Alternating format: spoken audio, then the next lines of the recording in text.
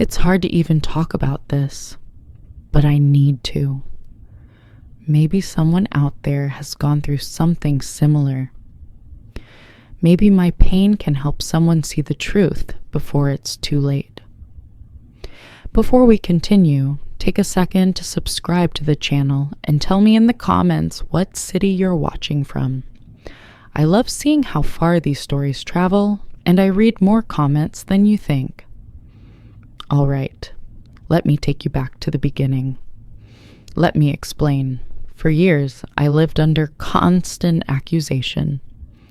My mother-in-law, a woman I respected, a woman who practically raised my wife, never trusted me. If I came home late, even by 10 minutes, she'd whisper things to my wife. If my phone rang and I stepped away, she'd say, "You see? He's hiding something." At first, I brushed it off. I told myself she was just being protective of her daughter.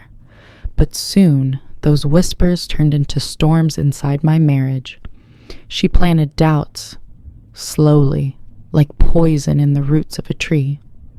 And no matter how hard I tried to convince everyone, even myself, that I was loyal, honest, devoted, she never stopped. I cried many nights because of her words. I'd look at my wife sleeping beside me and think, what more can I do to prove I love you? But that's the cruel thing about suspicion. Once someone decides you're guilty, no truth can set you free. Last weekend changed everything. I wasn't planning on going to her house. I had gone to drop off some papers she had asked for. I thought she wasn't home. Her car wasn't in the driveway. But when I walked up to the door, I heard laughter. Not just laughter. That kind of laughter that feels too alive, too free. Something told me to stop, to turn around. But curiosity, or maybe fate, kept my feet still. The door wasn't locked. It was slightly open, just enough to hear voices.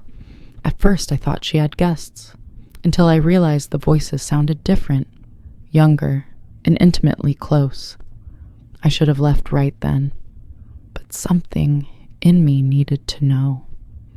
Maybe deep down, I wanted to understand why she looked at me with such disgust all the time. So I stood there, quietly, unseen. And what I saw shattered me, not because of what was happening, but because of who it was. My 60-year-old mother-in-law, the same woman who preached morality and loyalty, was with a young man. Someone barely my age. It wasn't the act that broke me. It was the deceit, the hypocrisy, the realization that the woman who painted me as unfaithful was living a lie bigger than any rumor she ever spread about me. For 30 endless minutes, I stood frozen, my heart pounding, my stomach turning. I couldn't even blink. I didn't want to believe what my eyes were seeing.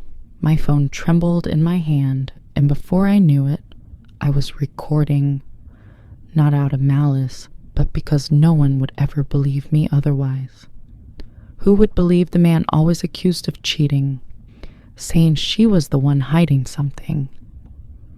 When it was over, I just walked out quietly. My whole body felt numb. It felt like I'd seen something I was never meant to witness, something that changed how I saw everything about my marriage, my home, my life. I sat in my car for almost an hour, shaking. The irony hit me so hard.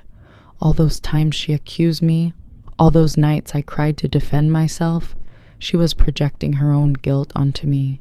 She saw herself, her own secrets, every time she looked at me. And I felt foolish. Foolish for trying so hard to gain her approval, for letting her words tear me apart piece by piece. When you live under someone's shadow like that, you stop seeing your own worth.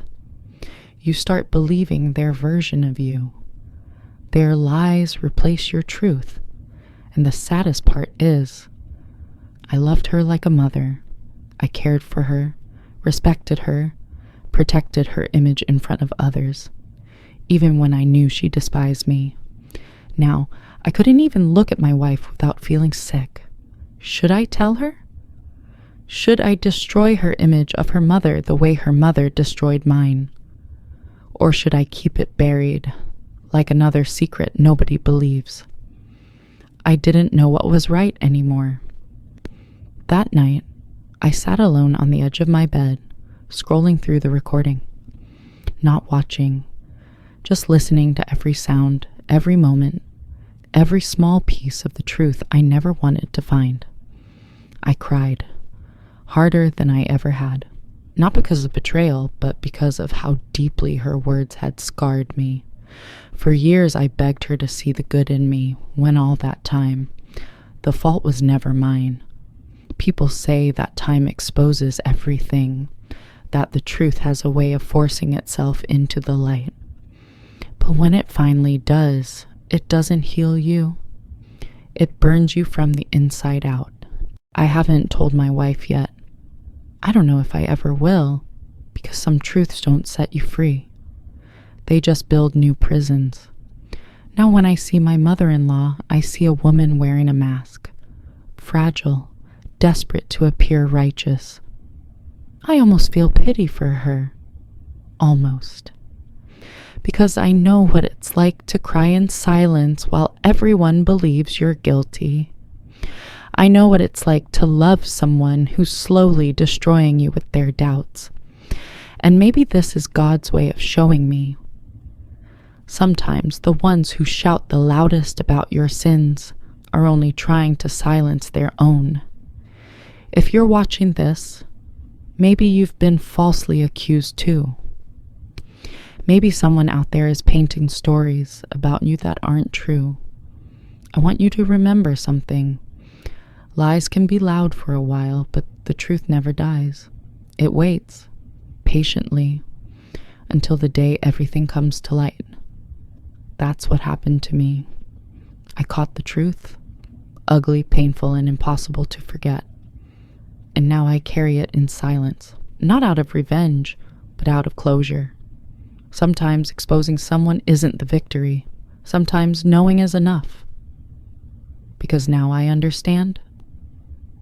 The reason she never trusted me, the reason she always accused me, it wasn't because of who I was. It was because of who she had become. I won't lie. I still cry when I think about it. The image burns in my memory. The betrayal runs deep. But I've learned that healing doesn't come from revenge or proof. It comes from finally stepping out of the guilt that was never yours to begin with. To anyone listening, stop letting others define your worth based on their insecurities. You can be innocent and still be painted as the villain. You can tell the truth and still be called a liar. But one day, the masks fall. Always. And when that day comes, you'll finally see. You were never the problem. You were just the mirror, and some people can't stand the reflection.